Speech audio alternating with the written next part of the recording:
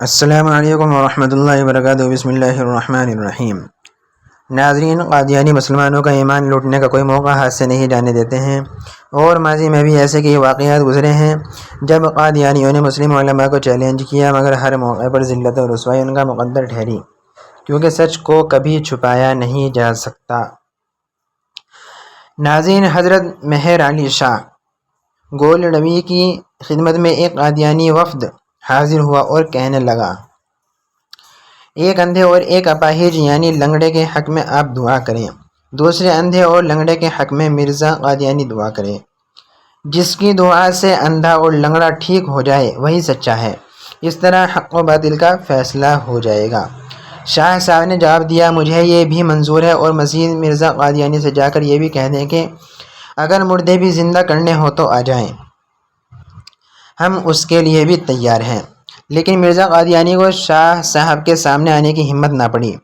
اس پر مہر علی شاہ نے فرمایا، یہ دعویٰ میں نے از خود نہیں کیا تھا، بلکہ عالم مکاشفہ میں حضور اکرم صلی اللہ علیہ وسلم کے جمال با کمال سے میرا دل اس قدر قوی اور مضبوط ہو گیا تھا کہ مجھے یقین کامل تھا کہ اگر اس سے بھی کوئی بڑا دعویٰ کرتا تو اللہ تعالیٰ ایک جھوٹے مدعی نبوت کے خلاف ضرور مجھے سچا ثابت کرتا۔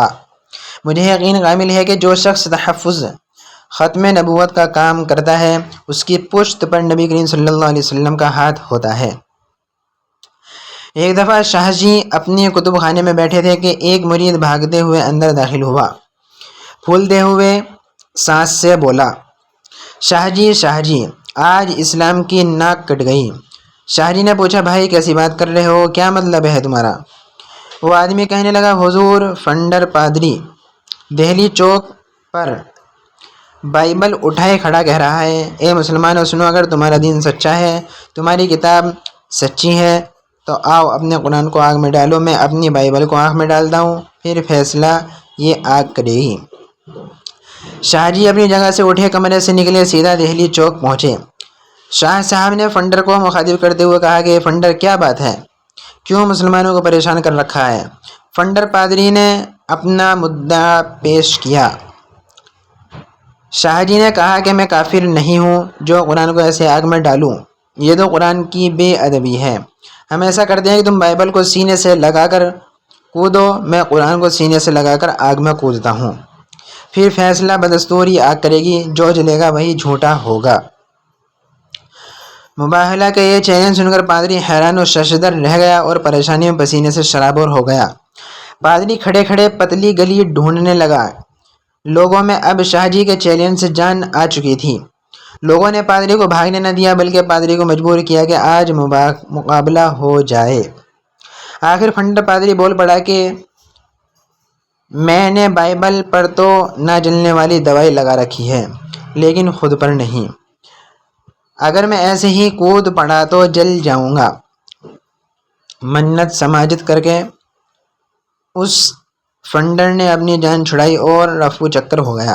شاہ ولی اللہ کے بیٹوں میں ایک بیٹے شاہ رفیع الدین نے قرآن پاک کا ترجمہ اردو میں کیا، اور دوسرے بیٹے شاہ عبد القادر نے قرآن پاک کا بمحاورہ اردو ترجمہ کیا۔ تیسرے اور بڑے بیٹے شاہ عبد العزیز ہیں، جو علم و فضل اور تقدس میں باپ کے ہم مرتبہ تھے، اور ذہانت میں ان کا کوئی جواب نہ تھا۔ ایک دفعہ مسٹر مٹکف نامی کوئی انگریز حضرت شاہ صاحب کے زمانے میں کسی بڑے عہدے پر فائز تھا، اس کے یہاں ایک پادری آ کر ٹھہرا۔ مسٹر مٹکف نے پادری سے کہا، شاہ صاحب کو ہراؤ تو جانے، اگر انہیں ہرا دو تو تمہیں 2000 روپیہ دوں گا، ورنہ 2000 روپیہ مجھے دینا۔ پادری راضی ہو گئے اور شاہ صاحب کے یہاں پہنچا۔ شاہ صاحب نے کہا، فرمائیے جو فرمانا ہے۔ پادری نے کہا، میں اپنی بات کا معقول جواب دیتا ہوں، منقولی اور کتابی نہیں چاہتا۔ شاہ نے کہا، منظور ہے، کسی کتاب کا نام نہیں لوں گا۔ پادری نے پوچھا، یہ کیا ماجرا ہے؟